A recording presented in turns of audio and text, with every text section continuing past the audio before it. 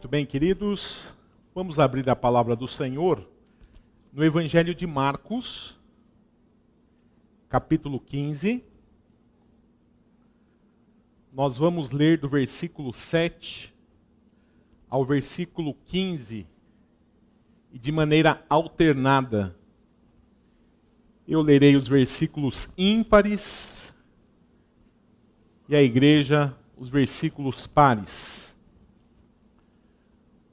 para que todos nós participemos da leitura nesse culto ao Senhor. Marcos, capítulo 15, do verso 7 ao verso 15. E eu convido você, meu irmão, minha irmã, que estão aqui no templo, a manter esse texto aberto enquanto há a exposição da palavra. Da mesma forma que você que está em casa, mantenha esse texto aberto.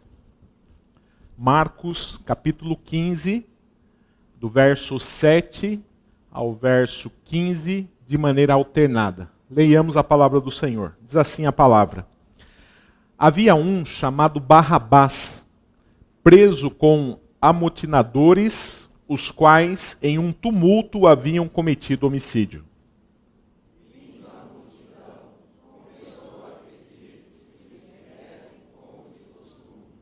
E Pilatos lhes respondeu dizendo: Quereis que eu vos solte o rei dos judeus?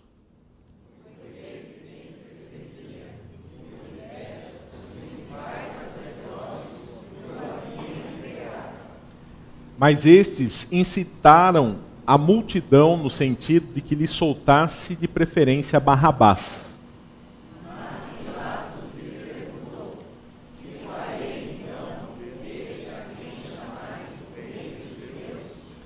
Eles, porém, clamaram: Crucifica-o.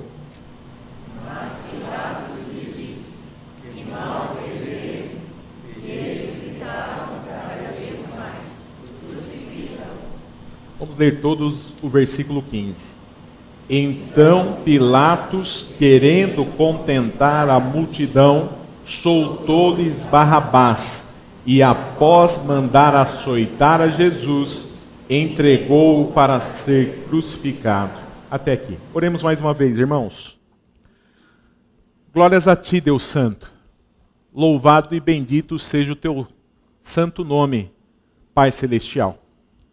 Nós queremos, ó Pai, louvar e bendizer o teu santo nome, porque o Senhor é o único Deus, santo, justo, criador, sustentador, soberano, dirigente de tudo que existe, dirigente das nossas vidas.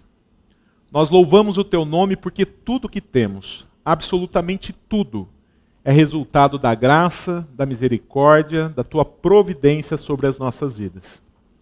Nós temos muitas coisas, ó Pai, para agradecer ao Senhor.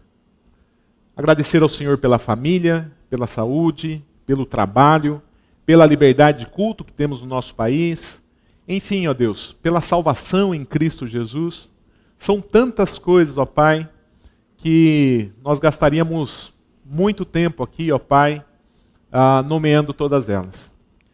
E isso enche o nosso coração de alegria, de gratidão, ó Deus, pela generosidade do Senhor.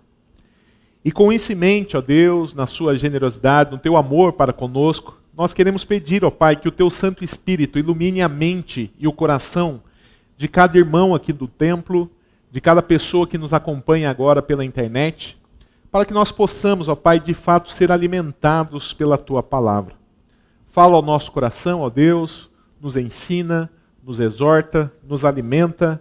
É a oração que eu faço em nome de Jesus. Amém. Irmãos, eu queria começar perguntando a vocês que me ouvem aqui no templo, a você que me ouve em casa, se você já parou para refletir a respeito dos sofrimentos e da morte do Senhor Jesus Cristo. Você já parou para pensar a respeito dos sofrimentos físicos e emocionais que o Senhor Jesus Cristo enfrentou na cruz? Sofrimentos físicos e emocionais? Você já parou para pensar toda a humilhação que o nosso Senhor e Salvador, Jesus Cristo, enfrentou na cruz do Calvário? Porque o Senhor Jesus Cristo, ele teve que passar por tudo aquilo.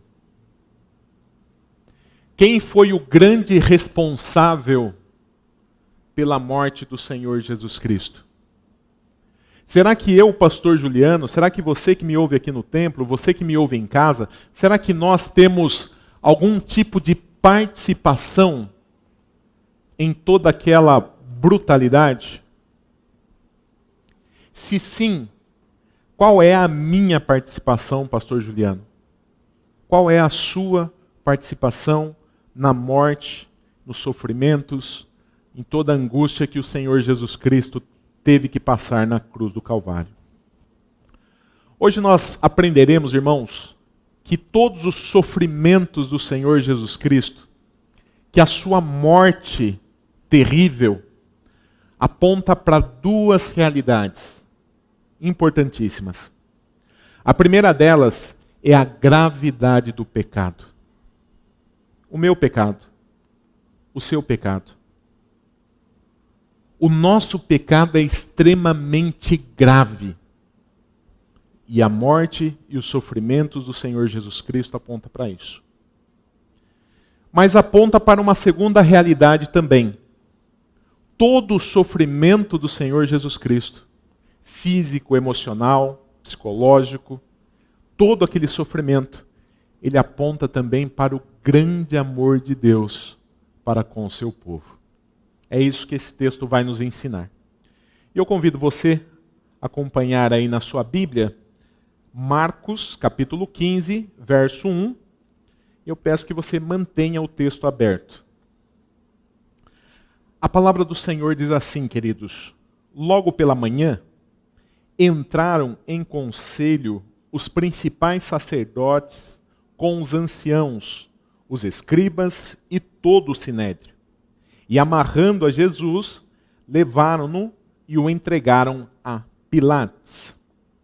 O texto diz que logo pela manhã, o sinédrio, que é a Suprema Corte Judaica, se reuniu, amarrou o Senhor Jesus Cristo e o levou a Pilatos. É isso que o texto diz. Mas antes disso acontecer, aconteceu uma reunião ilegal antes entre esses homens.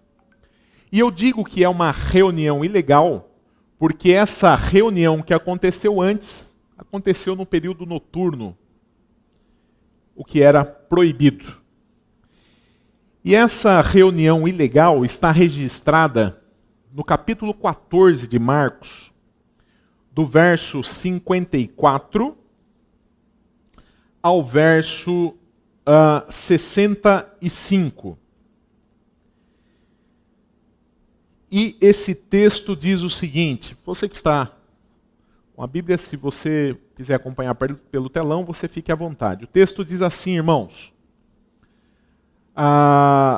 levantando-se, verso 60 até, Marcos 14, 60.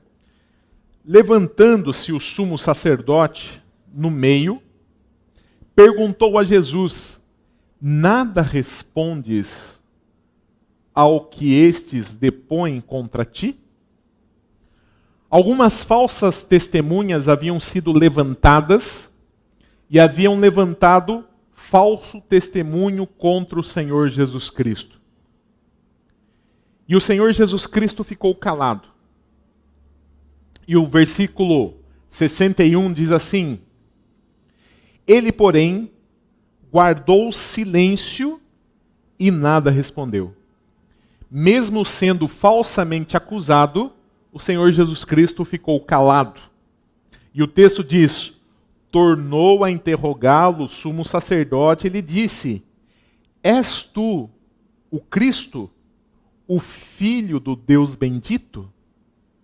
Então perceba que essa pergunta é extremamente importante para os membros do Sinédrio daquela época e para mim e para vocês hoje. A pergunta é extremamente clara. Ele diz, o sumo sacerdote: A pergunta está aí no versículo 61. Tornou a interrogá-lo o sumo sacerdote e lhe disse: És tu o Cristo, o Filho do Deus bendito? Agora veja a resposta do Senhor Jesus Cristo no versículo 62. Jesus respondeu: Eu sou. Jesus é claro aqui, irmãos. Eu sou o Cristo, aquele que foi prometido no Antigo Testamento que viria para trazer libertação ao povo.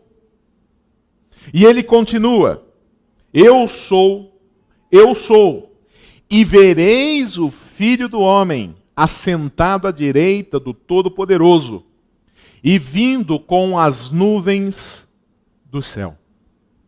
Então aqui Jesus faz duas afirmações extremamente importantes, como já disse, para as pessoas daquela época e para mim e para você hoje. Ele afirma categoricamente: eu sou o Cristo. E não só isso. E ele continua, e ele fala a respeito da sua segunda vinda aqui. Ele diz: e vereis o Filho do Homem assentado à direita do Todo-Poderoso, vindo com as nuvens do céu. Essa é a afirmação do Senhor Jesus Cristo.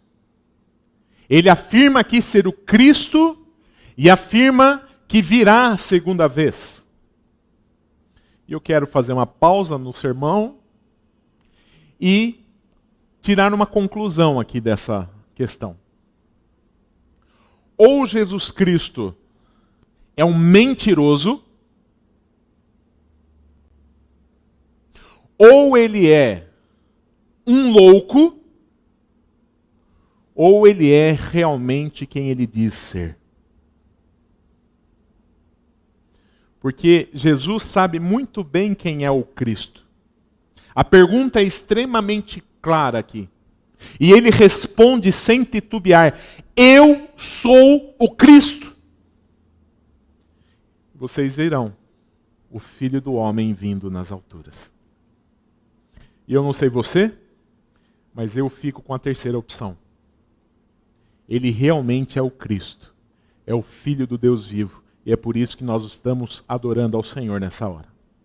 Mas voltando aqui ao texto, o versículo 63 diz o seguinte: então o sumo sacerdote rasgou as suas vestes e disse: que mais necessidade temos de testemunhas? Verso 64. Ouvistes a blasfêmia? Que vos parece? E todos, absolutamente todos, o julgaram réu de morte. Verso 65. Puseram-se alguns a cuspir nele, a cobrir-lhe o rosto, a dar-lhes murros e a dizer-lhe: profetiza! E os guardas o tomaram a bofetadas. Nessa reunião ilegal, irmãos, como eu já disse, o Senhor Jesus Cristo, ele foi amarrado, ele foi preso, ele foi julgado e ele foi condenado à morte por blasfêmia. E agora, o Sinédrio se reúne novamente no texto que nós lemos. E ele se reúne com dois objetivos. O primeiro deles é validar essa reunião ilegal que havia acontecido. Essa reunião, ela não poderia ter acontecido à noite, da maneira que foi. Então eles se reúnem logo pela manhã para, primeiro objetivo, validar essa reunião. E segundo objetivo, para formalizar uma nova acusação. Porque a acusação de blasfêmia, ele poderia ser condenado no tribunal judaico como foi. Mas essa acusação não tinha nenhum peso no tribunal romano, que é quem tinha o poder de executar a pena de morte. Então, essa segunda reunião eles fazem também para arrumar uma nova acusação contra o Senhor Jesus. E a acusação que o Senhor Jesus recebe agora é de rebeldia contra o Estado, de rebeldia contra César. Então veja que Jesus tem duas acusações. No tribunal judaico, blasfêmia.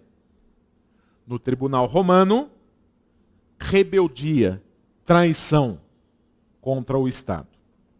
O verso 2 diz assim: Pilatos o interrogou: És tu o rei dos judeus?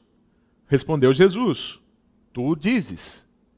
Então os principais sacerdotes o acusaram de muitas coisas. Então Jesus foi levado, nós já falamos que ele já tinha sido julgado no tribunal judaico, ele é levado agora no tribunal romano, perante Pilatos, e lá eles fazem muitas acusações, segundo o versículo, contra o Senhor Jesus, que Marcos não diz quais são essas acusações. Mas acompanhando outros evangelhos, nós sabemos quais acusações são essas. Por exemplo, Jesus é acusado de ser malfeitor em João 18:30. Jesus é acusado de insubordinação em Lucas 23:2. Ele é acusado de agitar o povo em Lucas 23:5 e 14. Ele é acusado de blasfêmia em João 19:7. Ele é acusado de rebeldia contra César em João 19:12.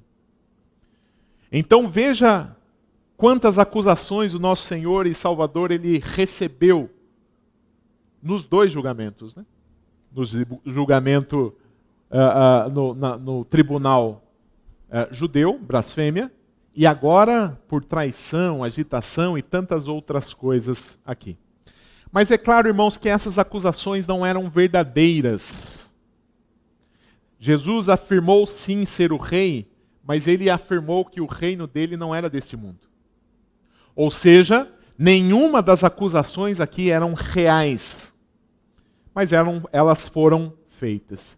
E o versículo 4 e 5 do nosso texto mostram que Pilatos ficou admirado, porque mesmo sofrendo tantas acusações, o Senhor Jesus Cristo ficou calado. Ele não disse uma palavra. E os versos 6 a 10 dizem o seguinte, acompanhe na sua Bíblia. Ora, por ocasião da festa, era costume soltar ao povo um dos presos, qualquer que eles pedissem. Havia um chamado Barrabás, preso com amotinadores, os quais em um tumulto haviam cometido homicídio. Vindo a multidão, começou a pedir que lhes fizesse como de costume. E Pilatos lhes respondeu dizendo: Quereis que eu vos solte o rei dos judeus? E eu quero chamar a sua atenção aqui agora para a atitude de Pilatos. Pilatos ele faz de tudo para que o Senhor Jesus fosse solto aqui. A primeira coisa que ele faz é: vocês querem que eu solte o rei dos judeus? Vocês têm interesse nisso? Eu posso fazer isso agora. Verso 10. Pois ele bem percebia que por inveja os principais sacerdotes lhe haviam entregado. Então, veja que Pilatos ele tinha duas certezas aqui. A primeira certeza era a inocência do Senhor Jesus Cristo. Jesus era inocente e Pilatos tinha plena convicção disso. A segunda certeza era a inveja dos judeus. Os judeus tinham inveja do Senhor Jesus Cristo, por tudo aquilo que ele gerava na população. E veja só como foi esse julgamento. No início do julgamento, o texto lá de Lucas 23:4 diz assim, olha a atitude de Pilatos. Disse Pilatos aos principais sacerdotes e às multidões: não vejo neste homem crime algum. Então, já no início do julgamento, ele diz, olha, eu não consigo enxergar nele crime algum. Olha lá no meio do julgamento, capítulo 23, verso 13. Então, reunindo Pilatos, os principais sacerdotes, as autoridades e o povo, verso 14, disse-lhes, apresentaste-me este homem como agitador do povo, mas tendo interrogado na vossa presença, nada verifiquei contra ele dos crimes de que o acusais. Vocês não apresentaram nada. Eu interroguei eles diante de vocês. E ele não apresentou nada que o desabonasse. Verso 15. Nem tampouco Herodes, pois nolo tornou a enviar. É, pois, claro, é óbvio, é claro que nada contra ele se verificou digno de morte. Não há nada contra o Senhor Jesus. Nós o interrogamos diante de vocês. No final do julgamento, veja lá, 23, 22 na verdade, diz assim, acompanhe no telão. Então, pela terceira vez, lhes perguntou, que mal fez este? De fato, nada achei contra ele para condená-lo à morte. Portanto, depois de o castigar, soltá-lo-ei. Pilatos estava convencido da inocência do Senhor Jesus Cristo. Até porque ele sabia o que motivou os judeus a fazerem essa acusação. Verso 10. Pois ele, Pilatos, bem percebia que por inveja os principais sacerdotes lhe o haviam entregado. E é por isso então que Pilatos tentou de todas as formas libertar o Senhor Jesus Cristo, absolver o Senhor Jesus Cristo. Mas veja, olha aí a pergunta que ele faz no versículo 9, né? Quereis que eu vos solte o rei dos judeus? Mas veja a resposta do povo a partir do verso 11. Verso 11. Mas estes incitaram a multidão no sentido de que lhe soltasse de preferência Barrabás. Os invejosos incitaram então o povo para que eles gritassem e pedissem que soltasse a Barrabás, não o Senhor Jesus. O verso 12 diz, mas Pilatos lhes perguntou, que farei então deste a quem chamais o rei dos judeus? O que eu vou fazer com esse homem? Eu não vejo nele nada que o desabone. Ele não cometeu nenhum crime para a morte. Eu quero castigá-lo, açoitá-lo e soltá-lo, porque não há motivo para morrer, né? Para que ele morra, para que ele seja condenado à morte. Mas veja aí, o verso 13.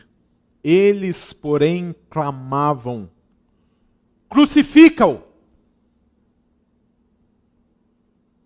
Crucifica-o! Verso 14. Mas Pilatos lhe disse, que mal fez ele? E eles gritavam cada vez mais, crucifica-o! Crucifica-o! Crucifica-o! E por covardia, mesmo sabendo da inocência do Senhor Jesus Cristo, mesmo sabendo que o que motivou essas denúncias falsas foi a inveja, Pilatos resolveu obedecê-los. Verso 15. Então Pilatos, querendo contentar a multidão, soltou-lhe Barrabás. E após mandar açoitar a Jesus, entregou-o para ser crucificado. Aqui, irmãos, Pilatos faz uma opção que nós fazemos, ele está num dilema. Um dilema que nós passamos, eu e você passamos todos os dias. A quem agradar?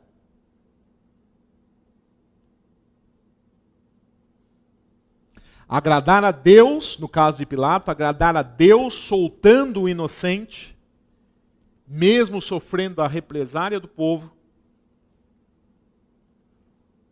ou agradar aos homens e conseguir o louvor deles. A vida cristã se resume a isso. Nós estamos sempre nesse dilema. O que faremos? Agradar a homens, e isso inclui a nós mesmos, ou agradar a Deus? Que nós tenhamos a coragem de sempre fazer a melhor escolha, que é agradar ao Senhor. Mas voltando para o texto, verso 16 em diante diz assim: Então os soldados o levaram para dentro do palácio, que é o pretório, e reuniram todo o destacamento. Verso 17: Vestiram-no de púrpura e, tecendo uma coroa de espinhos, lhe a puseram na cabeça. E o saudavam, dizendo: Salve o Rei dos Judeus. Eles escarneceram do Senhor Jesus Cristo. Verso 19: Davam-lhe na cabeça com um caniço, cuspiam nele, e pondo-se de joelhos, o adoravam. Eles escarneceram do Filho de Deus. Verso 20: Depois de o terem escarnecido, despiram-lhe a púrpura e o vestiram com as suas próprias vestes. Então conduziram Jesus para fora com o fim de o crucificarem.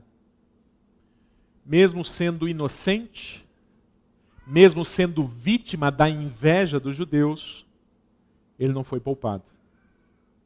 Os versos 21 a 23 dizem: E obrigaram a Simão Cirineu, que passava vindo do campo, pai de Alexandre e de Rufo, a carregar-lhe a cruz. Jesus já tinha sido humilhado, açoitado, já tinha apanhado, e ele estava sem condições físicas de carregar a cruz. Então, Simão Cirineu, ele carrega a cruz a partir desse momento. Verso 22. E levaram Jesus para o Gólgota, que quer dizer lugar da caveira. E esse nome é dado, irmãos, né, Gólgota, o lugar da caveira, porque muitos que eram crucificados eram deixados lá. Eram deixados lá. E os seus esqueletos ficavam lá. Verso 23, deram-lhe a beber vinho com mirra, ele, porém, não tomou. Então crucificaram e repartiram entre si as vestes dele, lançando-lhe sorte para ver o que levariam cada um. Era a hora terceira quando o crucificaram. E por cima estava em epígrafe a sua acusação: o Rei dos Judeus. Com ele crucificaram 2 ladrões, um à sua direita e outro à sua esquerda. E cumpriu-se a escritura que diz: com malfeitores foi contado, como está lá em Isaías 53. O verso 29 diz: os que iam passando blasfemavam dele, meneando a cabeça e dizendo: ah, tu que destrói o santuário em 3 dias, o reedificas, salva-te a ti mesmo, descendo da cruz. Você não é o rei? Você não disse que destruiria o templo e que esse templo seria reconstruído em 3 dias? Desce daí! Zombando do Senhor Jesus. Verso 29, os que iam passando, faziam isso. Verso 31, de igual modo, os principais sacerdotes com os escribas, escarnecendo entre si, diziam: salvou os outros, a si mesmo não pode salvar-se? Desça agora da cruz do Cristo, o Rei de Israel, para que vejamos e creiamos. Também os que com ele foram crucificados o insultavam. Então veja, irmãos, que Jesus ele sofreu fisicamente, emocionalmente, e ele foi humilhado, mesmo sendo inocente. Os judeus escarneceram dele, as pessoas que por lá passavam escarneceram dele, os próprios homens, 2 ladrões que foram crucificados com eles, zombaram dele. Um deles se converteu depois. Mas antes de se converter, ele também zombou do Senhor Jesus Cristo. Os versos 33 e 34 dizem: chegada a hora sexta, houve trevas sobre toda a terra, até a hora 9. A hora 9, clamou Jesus em alta voz: Eloi, Eloi, lama sabachthani. Que quer dizer: Deus meu, por que me desamparastes? O texto diz que houve trevas entre a hora sexta e a hora 9. E que Jesus, ele clama: Deus meu, por que me desamparastes? E esse clamor tem tudo a ver com você, meu querido. Com você que me ouve aqui no templo, com você que me ouve em casa. Nesse momento,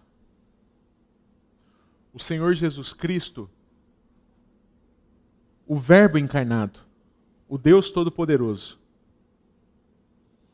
Ele está representando cada um de nós, pecadores.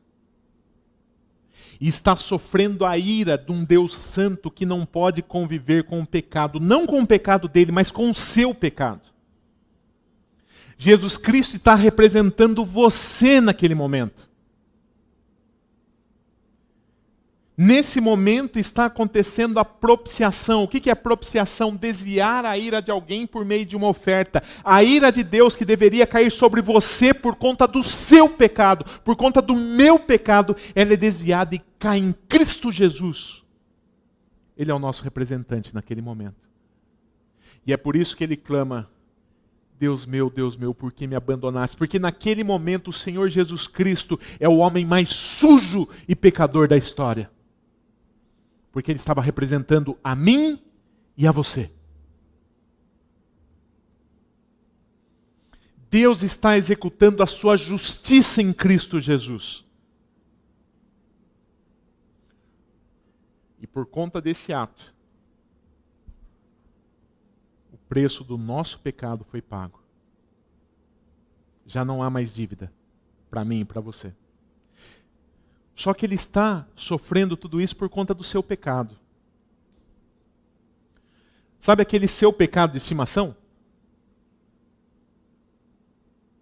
É por esse pecado que Jesus foi abandonado, que Jesus sofreu toda a ira de um Deus santo.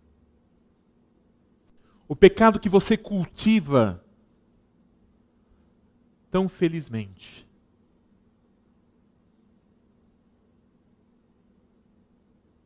Nós temos total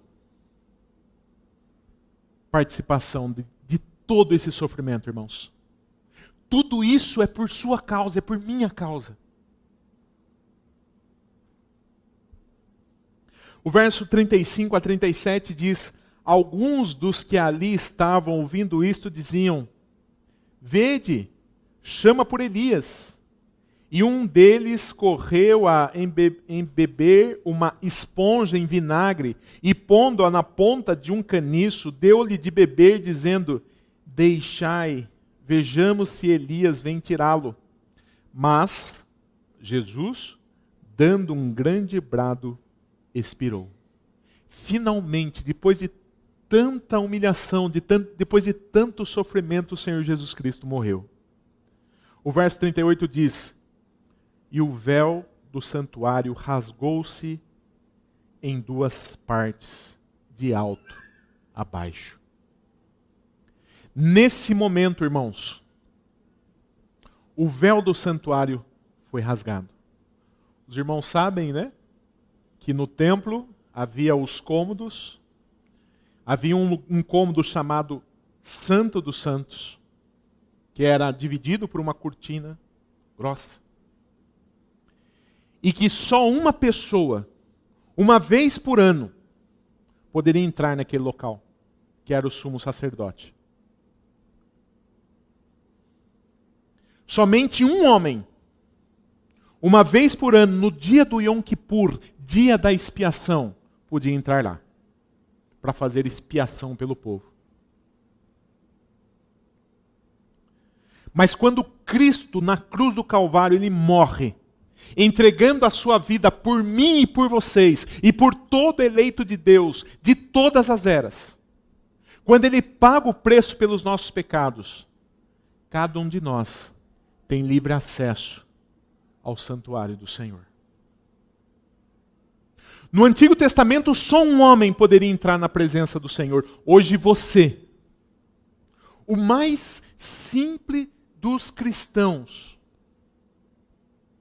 podem entrar na presença do Todo-Poderoso por meio de Cristo Jesus, porque o véu foi rasgado. A palavra do Senhor em Hebreus capítulo 10, versículo 19 e 20 diz: tendo, pois, irmãos, intrepidez para entrar no Santo dos Santos pelo sangue de Jesus, pelo novo e vivo caminho que ele nos consagrou pelo véu, isto é, pela sua carne. Hoje eu e vocês podemos entrar diante do Todo-Poderoso por meio de Jesus, aonde nós estamos exatamente nesse momento. O Todo-Poderoso está aqui para receber a nossa adoração, o nosso louvor. O versículo 39 diz: o centurião que estava em frente dele, vendo que assim expirara, disse: verdadeiramente, este homem era o Filho de Deus. Verdadeiramente, esse homem que sofreu fisicamente, que sofreu emocionalmente, que foi humilhado, ele era o Filho de Deus. Ele reconheceu. O centurião, que era o chefe dos soldados, reconheceu isso. O que nós vimos aqui nessa noite, irmãos? Nós vimos o relato de todo o sofrimento e morte do nosso Senhor e Salvador Jesus Cristo. Isso não é uma fábula, irmãos. Isso não é uma historinha. Isso não é uma mentira. Cada detalhe dessa história é real. Cada detalhe dessa história. E por trás desse sofrimento todo, antes de tudo está o Deus Pai. Veja o que diz Isaías 53, 10. Todavia, ao Senhor agradou moê-lo. Esse texto foi escrito aproximadamente 700 anos antes do nascimento do Senhor Jesus Cristo. E ele relata com riqueza de detalhes tudo aquilo que o Senhor Jesus Cristo sofreria por mim e por você. E ele revela a mim e a você que o Deus Pai estava por trás de todo o sofrimento do Deus Filho. A palavra do Senhor diz: todavia ao Senhor agradou moê-lo, fazendo-o enfermar. Quando der ele a sua alma como oferta pelo pecado, verá a sua posteridade e prolongará os seus dias, e a vontade do Senhor prosperará nas suas mãos. E a grande pergunta é, por que o Deus Pai se agradou com todo o sofrimento que nós acabamos de descrever? Por que Deus se agradou com toda essa humilhação?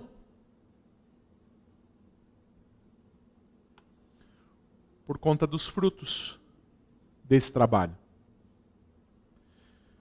Veja só, Isaías 53:4, a palavra do Senhor diz assim: certamente Ele tomou sobre si as nossas enfermidades, e as nossas dores levou sobre si. E nós o reputávamos por aflito, ferido de Deus e oprimido. Verso 5. Mas Ele, Jesus, foi traspassado pelas nossas transgressões. Não foi pela transgressão dele. Foi pela sua transgressão. Foi pela sua desobediência. Foi pela minha desobediência. Foi pela nossa loucura de vivermos uma vida longe de Deus.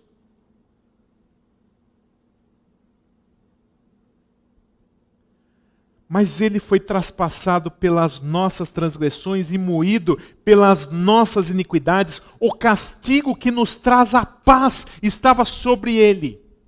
Veja, o ser humano entrou em guerra contra Deus no Éden.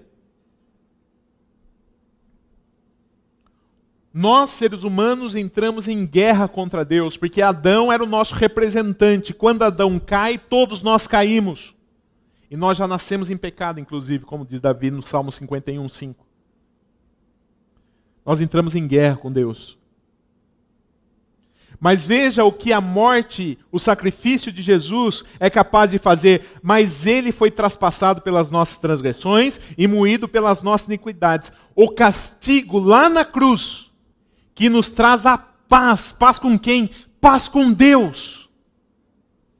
Estava sobre ele, e pelas suas pisaduras fomos sarados. Louvado seja o nome do Senhor.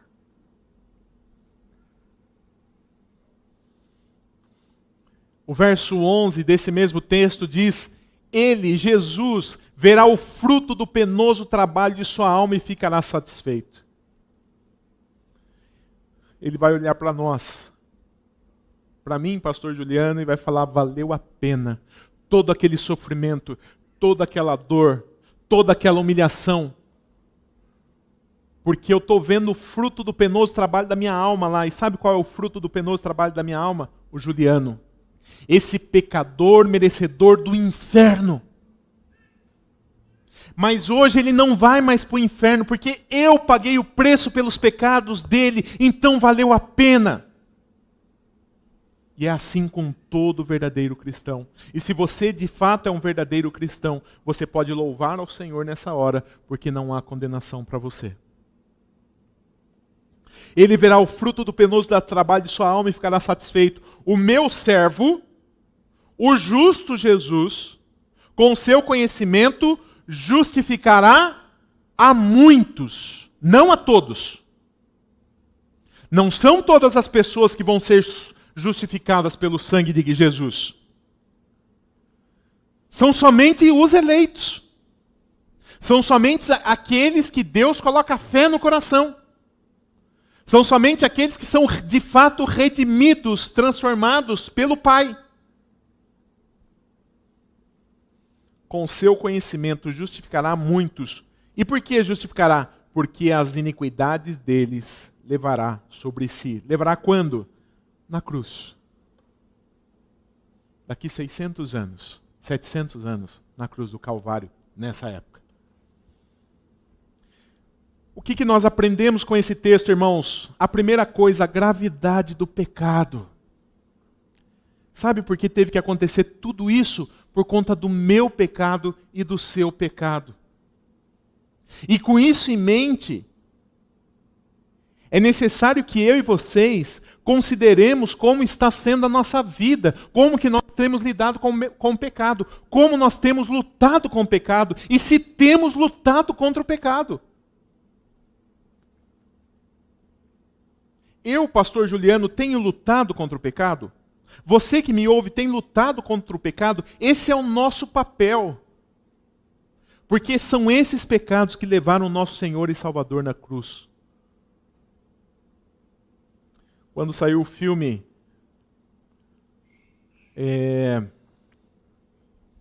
do Mel Gibson, Paixão de Cristo, criou-se a grande polêmica: quem matou Jesus?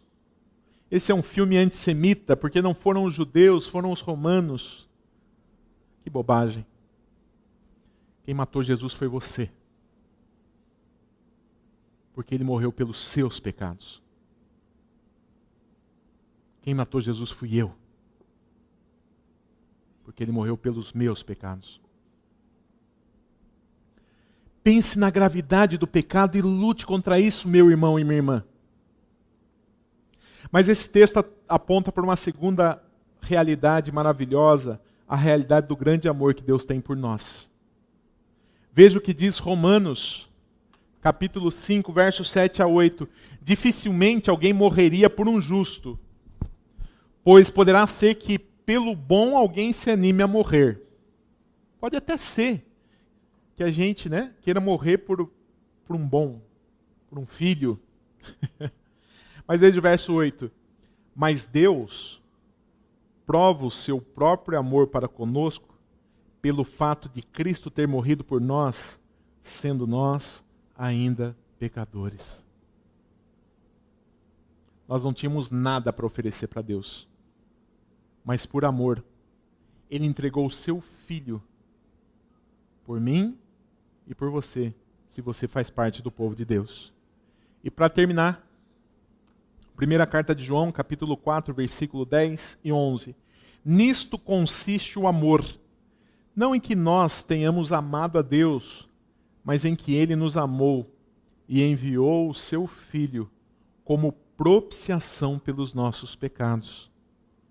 Amados, se Deus de tal maneira nos amou, devemos nós também amar uns aos outros. Deus ama você, querido. Você é alvo do amor de Deus. E você só tem uma vida. Faça essa vida valer a pena. Viva por esse Deus que nos ama tanto. Que Deus nos dê a graça de lutarmos contra o pecado e de termos um coração grato a Ele por tudo que Ele fez.